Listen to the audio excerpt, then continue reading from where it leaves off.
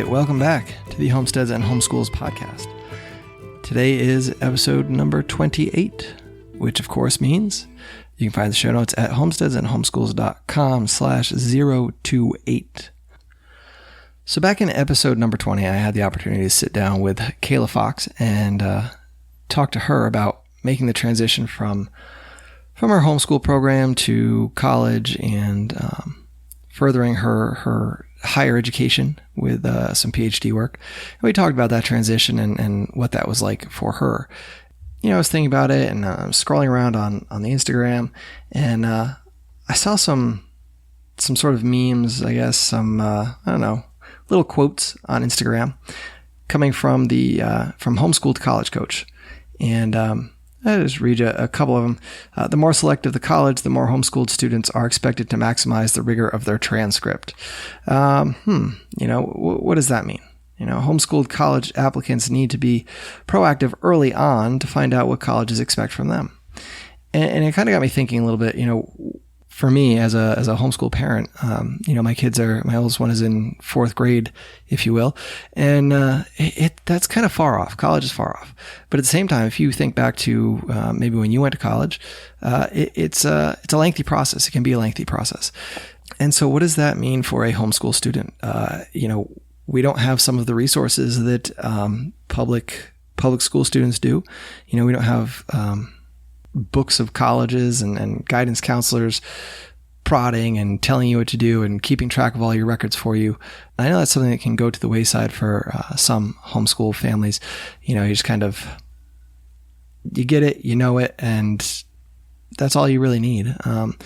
You know, in truth, that really kind of is all you need. As long as you know the knowledge, if you know the information, then that should be good enough. But when it comes time to go to college, that is not always good enough. And so you need to kind of keep track of some of this stuff. You need to start building your portfolio. You need to figure out how to navigate the system. You know, how do you go from a homeschool system that usually lacks some of the structure that you find in a typical public school? How do you go from that to a highly structured entrance program to a college that will also probably be fairly well structured? You know, how do you do that? And that can be daunting, I think, especially if you kind of wait too long and before you know it, it's time to go to college and you're looking at applications and it's all gibberish. You know, a lot of things they ask for, maybe you haven't done, or maybe you called it by a different name and you don't really know what they're talking about. There's a whole thing there. And that's what the Homeschool to College Coach does.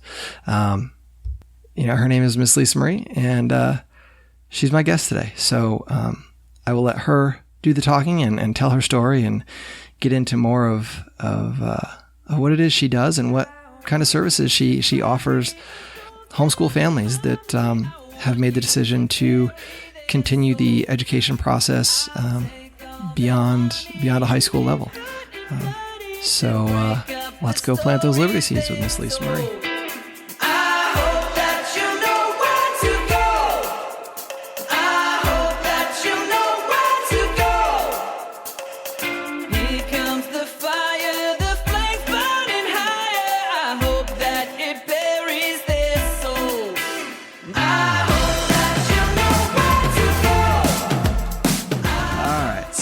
My guest today is Miss Lisa Marie at the Homeschool To College Coach.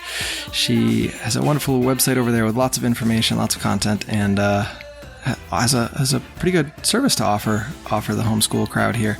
She has years of experience actually homeschooling and getting kids into college, and not just her own college, but or her own kids rather, but other kids as well. So Lisa, thanks for taking the time out to come on today and share your story with us. Thank you so much for having me. So one of the things I kind of like to get back to where it all kind of started. So what was your experience like growing up as a kid? Were you homeschooled? Were you public schooled, private school? What was your education kind of like? Oh, I wish I was homeschooled. I was public schooled, and I think most of us probably come to homeschooling because we had a less than ideal education. So that definitely sparked my desire to want to do things completely different for my own children. And I have 4 kids. I don't know if I should go into that now, but I can kind of tell you like why we decided to homeschool. I have 4 kids, 24, 21, 15, and 12. And when my 24-year-old son was 7, he was in a public school and began coming home. I sent him to kindergarten as this excited, motivated learner. Like he loved, playing outside and books and creating and puzzles. And he started coming home from school like a little robot and just had no enthusiasm for anything other than whatever required the most minimal amount of effort. Yeah. At the end of the day. And I just wanted something different and started reading about homeschooling, and I could not consciously send my kids to school after I had learned what I'd learned. Yeah. It's a tough cliff to jump off, I think, but it's definitely one that is well worth it. I don't know. So he went to kindergarten, then you came out in first grade, second grade? I took him out at the end of second grade. Okay.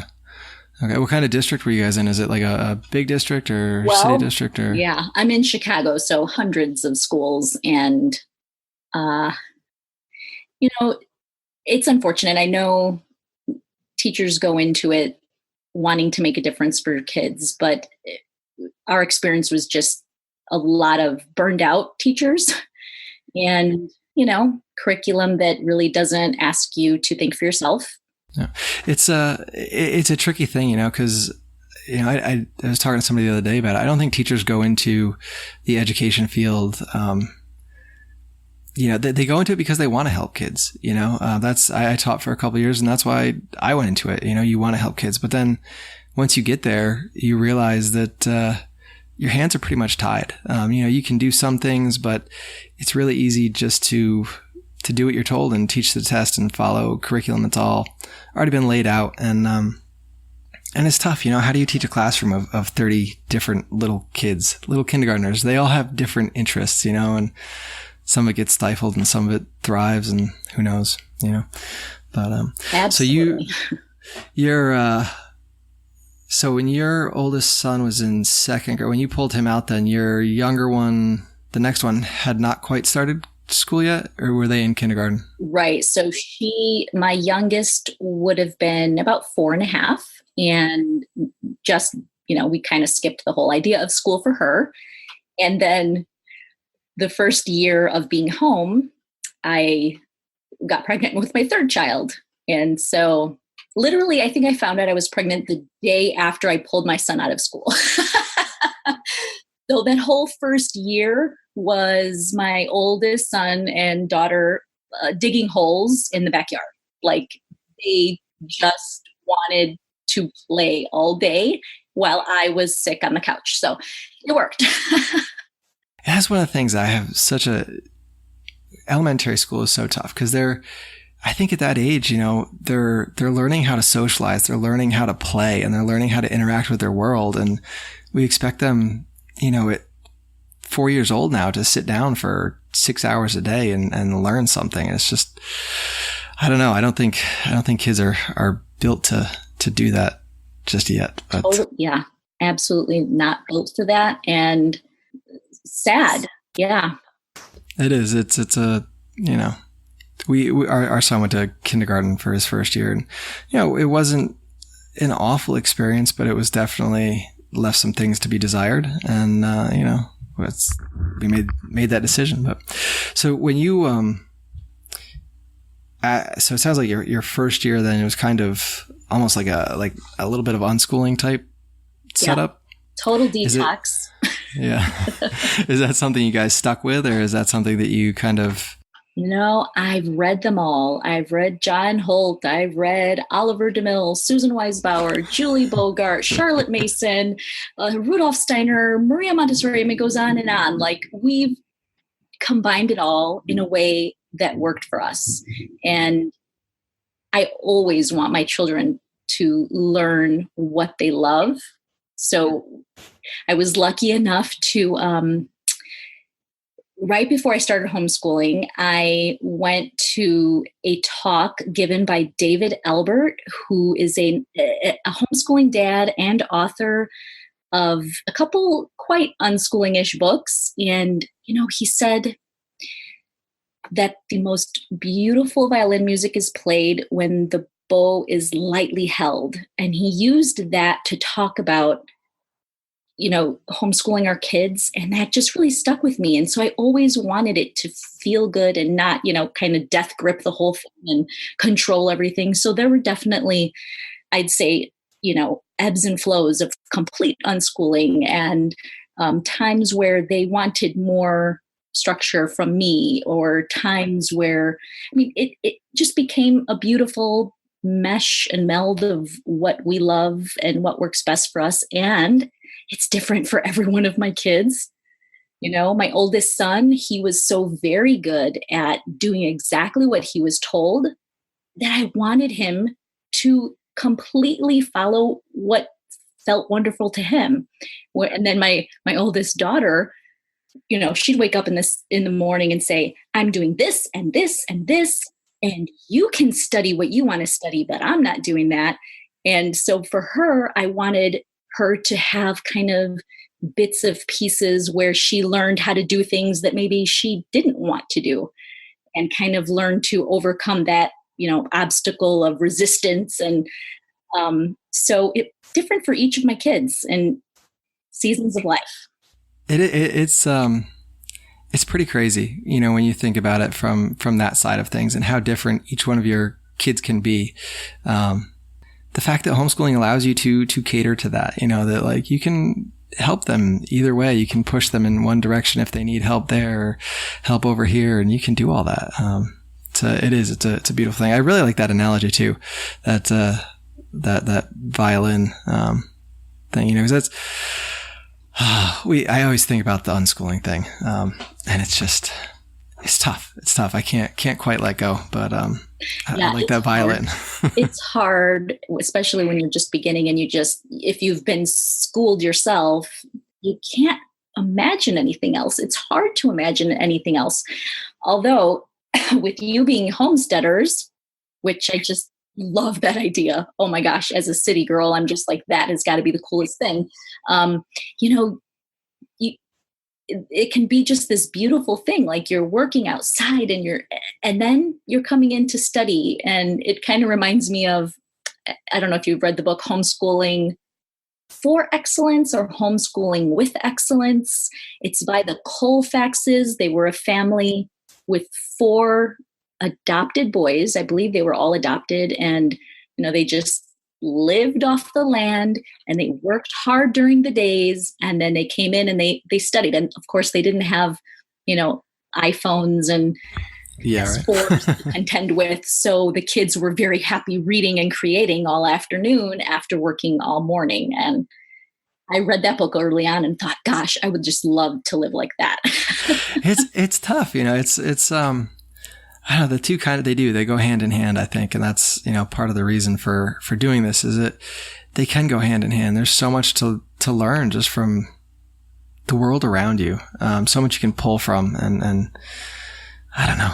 I appreciate it. I think it's a good fit, but, so now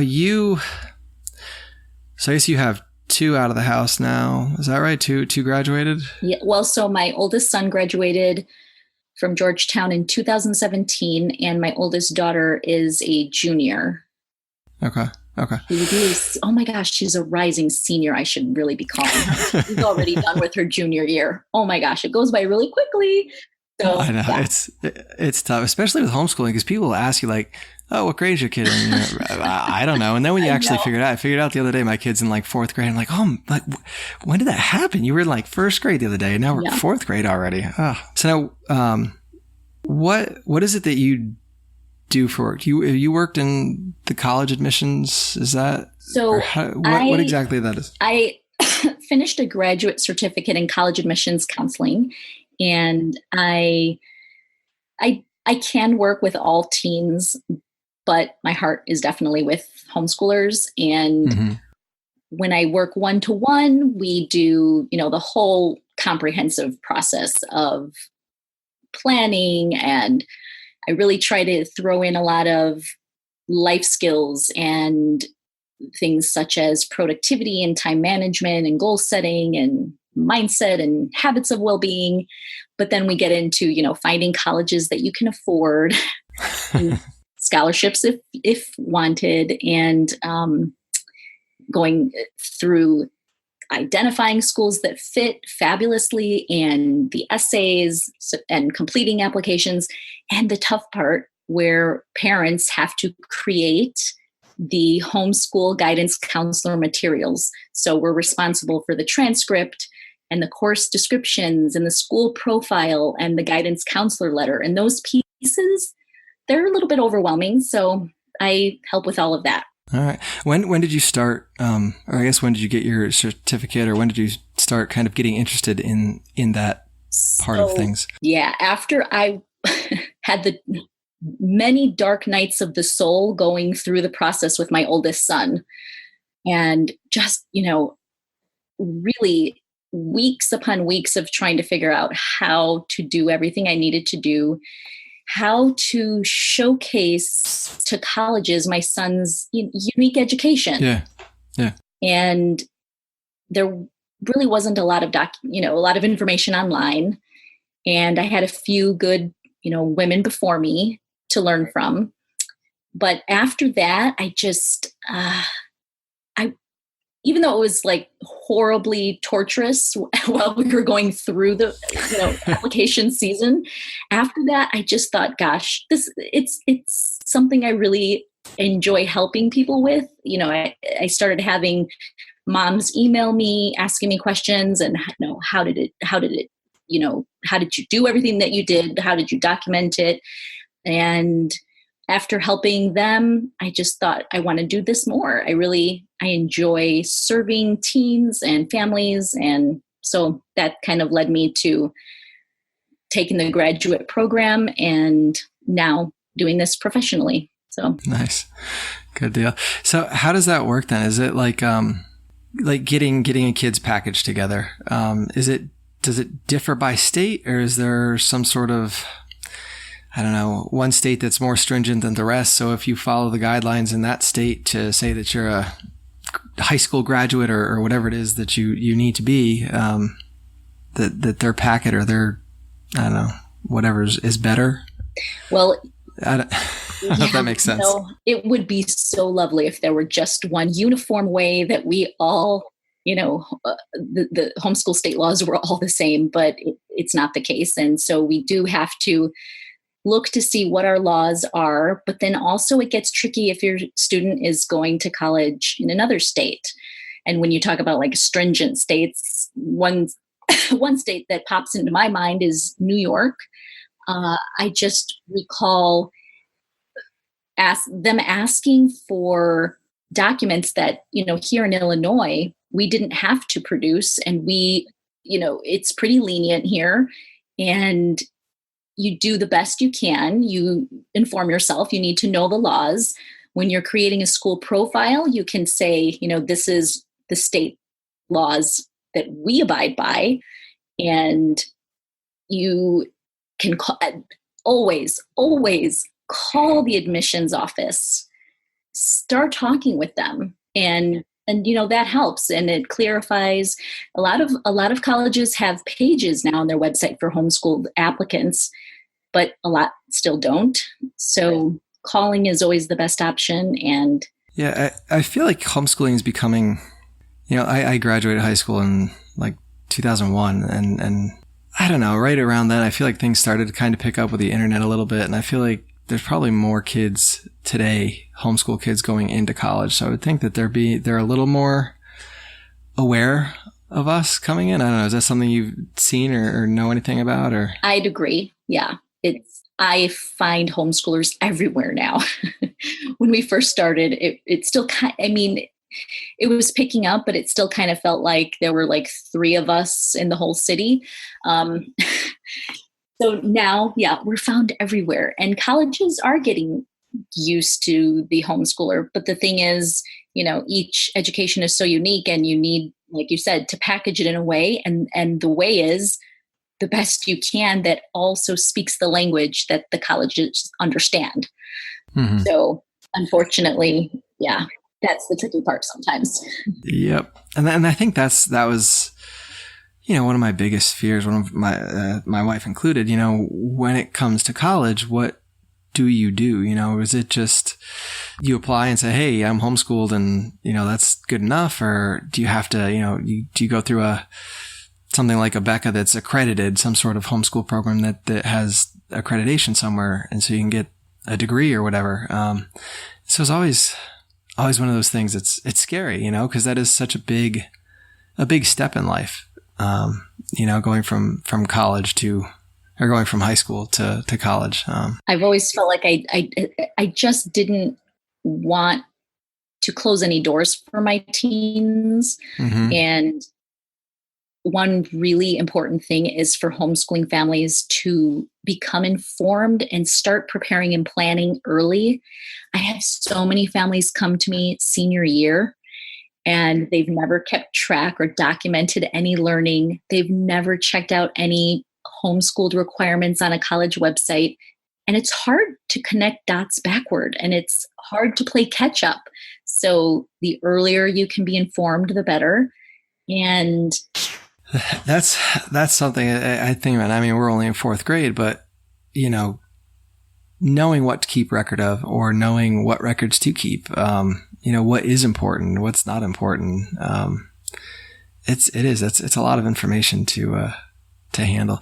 When do you suggest people start keeping track of things? I mean, do they kind of, colleges look back into middle school years? Do they just care mostly about, high school and stuff? Or I think definitely once high school level learning begins in your home, whatever that looks like, if it's high school level novels that they're reading, you start keeping track of that.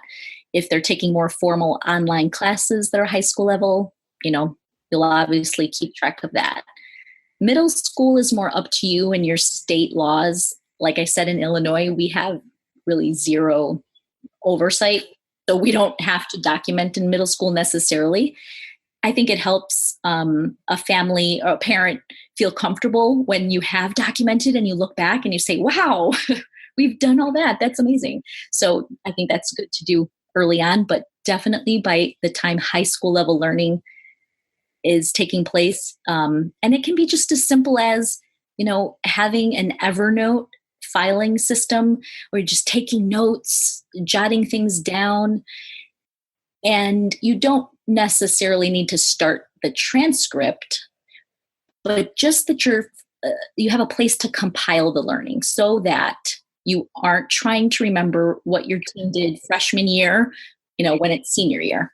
Yeah. I can't remember what we did last month. So I can't imagine just trying to pull that all together. But have you run into many problems with colleges not taking a shine to homeschool kids, or it's harder for kids to get into a particular school because they are homeschooled? Or I think it varies. I find that a lot of the more private selective colleges seem very open to homeschoolers, where some of the state schools, the state public flagships, might be a little bit trickier because they're kind of based on numbers. Just what is the GPA? What are the test scores? And not so much, anything else. The rest of it, yeah. Yep. Yeah, I can see that, I guess. I can see that. But, all right. Do you have any, it's one of the things, with homeschooling, I guess, and now we're kind of seeing it blossom, and there's co-ops and all this sort of extracurricular stuff that, we can get involved in. I know, our kids are there's a local co-op that we do, and they have different clubs, and, there's different things as they get older. And is that something that, does that matter?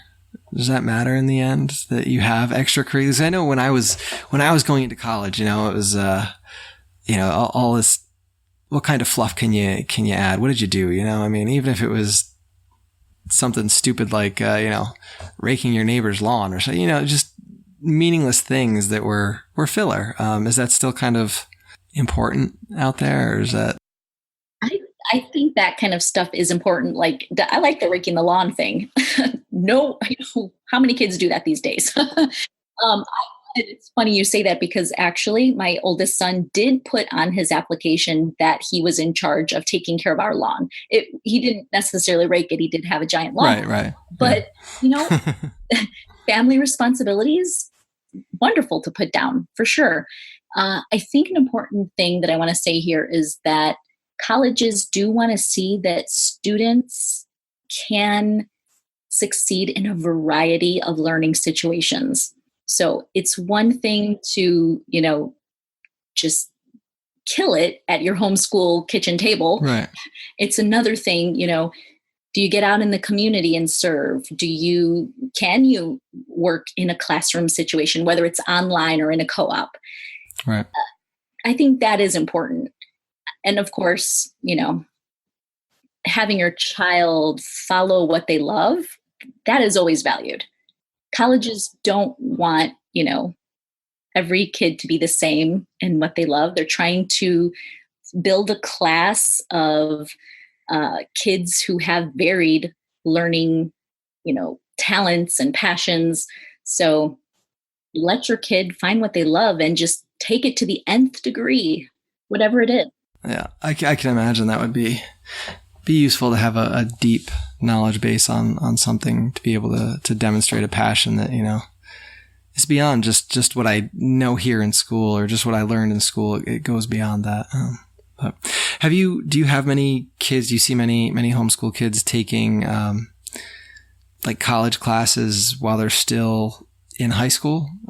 Yeah, we do have a lot of that here in Chicago, because once a teen is in their third year of high school, they can take one free community college class each semester.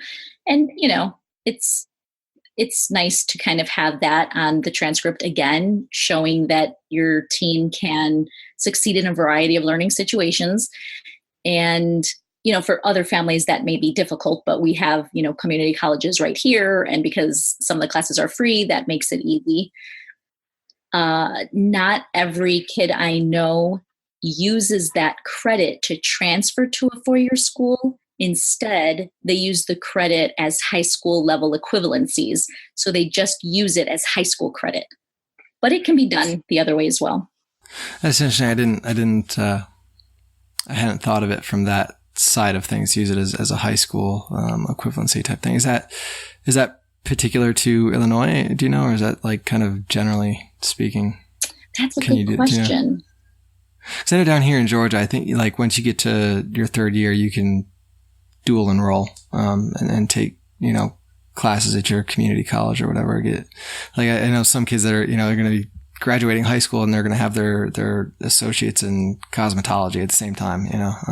Right. I don't think it's necessarily unique to Illinois, but just a lot of the students that I know here in Chicago don't necessarily want to transfer in to a college as a third year student. They want the full 4-year experience. So transfer in as a freshman, but families want to do it for many different reasons, saving money, whatever that happens to be. So finances are huge there. Do you see many kids? Do you deal with the social side of things at all? I imagine going, being a homeschooled kid and not that you're unsocialized, but your social sphere is much smaller than what it would be when you get to a college with 2,000 kids in a year in a class.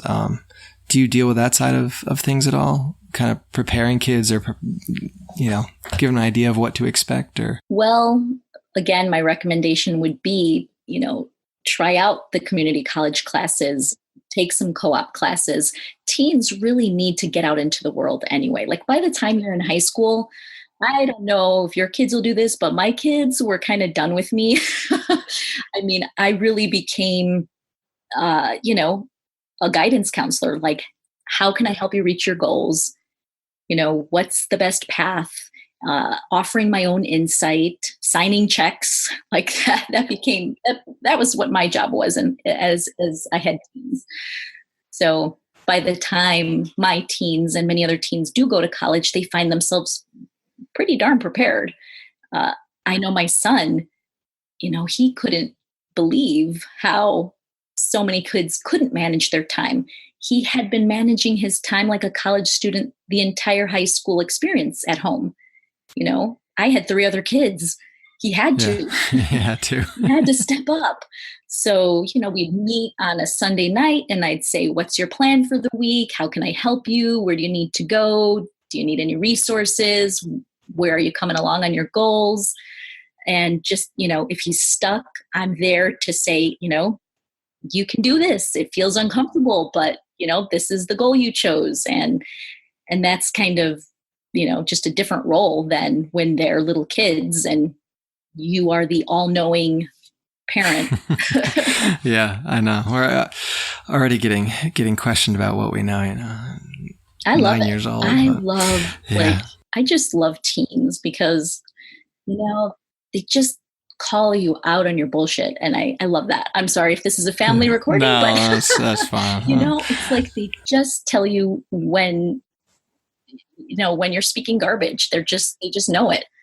So yeah, I like that age. It's that's one of the things I think they can call you out on it and you can do something about it, and it's a respectful interaction. Whereas, in a public school, when a kid does that with a teacher, forget it, you're going to get expelled for a couple days, Exactly. So, but, all right. So, and you have 2 kids still at home then, still doing the homeschool thing? 15 and 12. 15 and 12. All right. And I assume, they'll end up going to college maybe someday, or is that something that you guys kind of, I don't know, want your kids to do, or is that like if they want to do it kind of thing? Or so, I mean, I'm definitely a college proponent, being a college admissions counselor. If it is the right fit for them, great. If not, I'm definitely not here to pressure them. But I do tell my kids, I don't tell other families this, but I do tell my own kids, I would love you to go to college, get the skills, get the knowledge, get the initials if you want to, and then go and create your own stuff out in the world. Start the online business, start the just like, I think we're kind of too much of rebels to really like follow, the typical path. Yeah. But I do believe in the college experience, obviously without going into major debt like many students do. I think it's an important time for them. It's not for everyone, but I think my younger kids do see my older kids and they do want that. So yeah, I can imagine they 15 years old watching Big Brother kind of do his thing and wanting to follow along like that. So good deal. All right. I don't know. I think that's all I got for you. I guess you kind of already went through it, but you offer assistance to families looking to make that transition, right? When do you start people coming in, or when do you suggest how does that work with you? What's your program like? Well, I'd love it if people came to me in 9th grade, but like I said, it doesn't always happen that way. And in fact, I had a woman come to me last week who her daughter is already 2 years into community college after high school graduation and needing help to create her transcript that was, never really. So I love if families come to me in 9th grade, but I do take students even until October of their senior year if they're planning for, college applications that season. And I do one-on-one comprehensive, and I do hourly. And I also have a course that people, parents like to kind of learn exactly what I know then. And that's what that's for.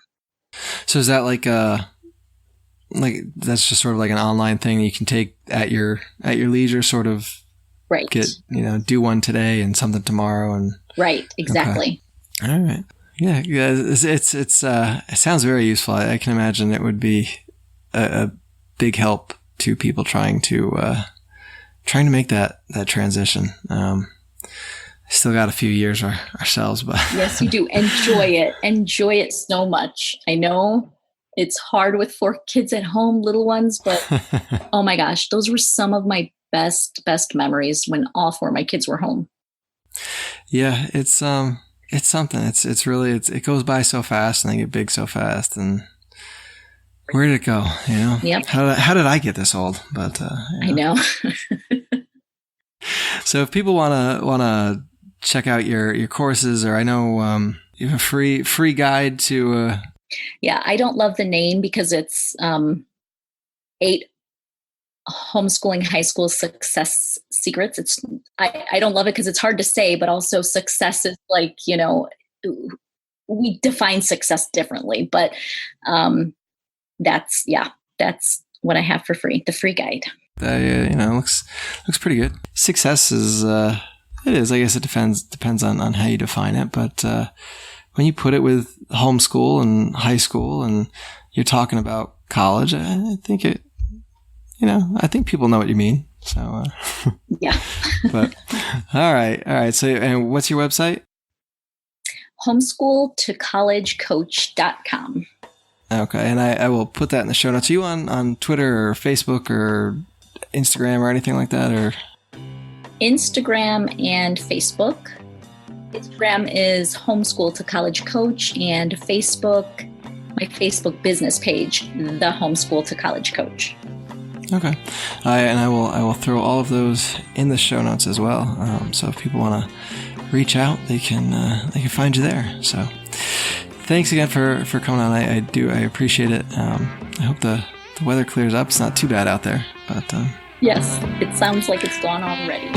Thank you so much. Do you love freedom? Do you love songs? Do you want to love all 365 days in a year? If you're anything like me, the simple answer is yes, and Freedom Song 365 can deliver all of these things. When you sign up for Freedom Song 365, you will receive an email every day that delves into the different ways freedom and liberty are messaged in a massive catalog of music. Each message is carefully crafted into easily consumable paragraphs that give you the necessary information to share with your friends. I've been receiving Freedom Song 365 emails every day of 2019, and I've yet to be disappointed. But really, why should I be? With the fabulous minds of Nikki P. from the Sounds Like Liberty podcast, my guest from episode 4, Sherry Voluntary, and the wonderful Luke Tatum of the Culture of Peace podcast, there's more brain power utilized in the creation of each individual Freedom Song 365 email than is proffered in a whole day at any DMV across the country. Head on over to freedomsong365.com and sign up today to start receiving your daily emails of musical integrity. Use the promo code HOMESTEAD and you'll receive 15% off this superb service. Again, that's freedomsong365.com, promo code HOMESTEAD for 15% off.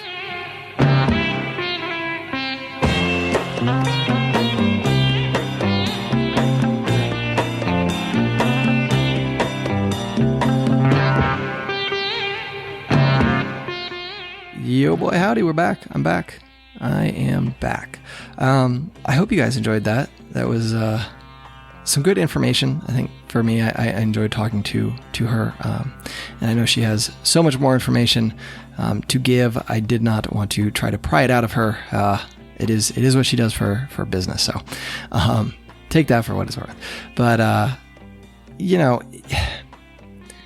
college isn't for everyone. I've seen it with students graduating high school and getting shuffled off to college when they really needed to be out working on cars instead, because that's what they were good at.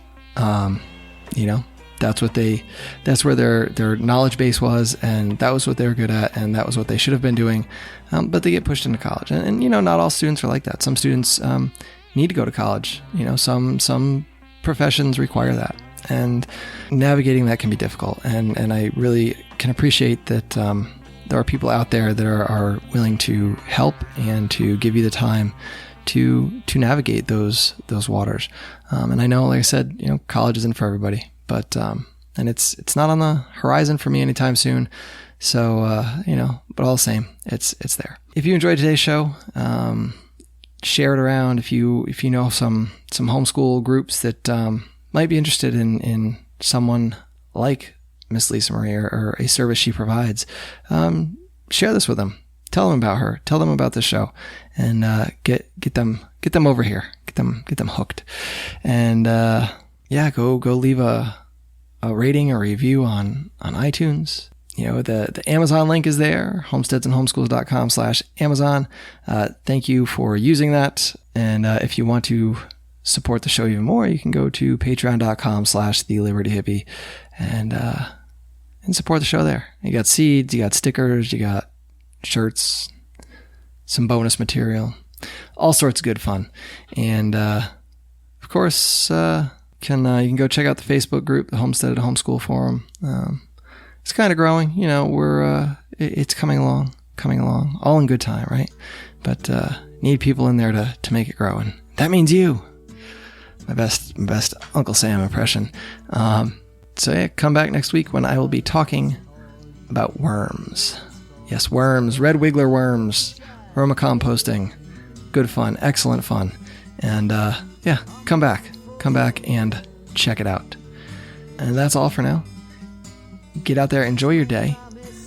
Enjoy your weekend if you've decided to wait until Friday to listen to this. Enjoy your evening, whatever time it is. Get out there, sow those seeds of liberty. We can all reap sheaves of freedom together. I'm gonna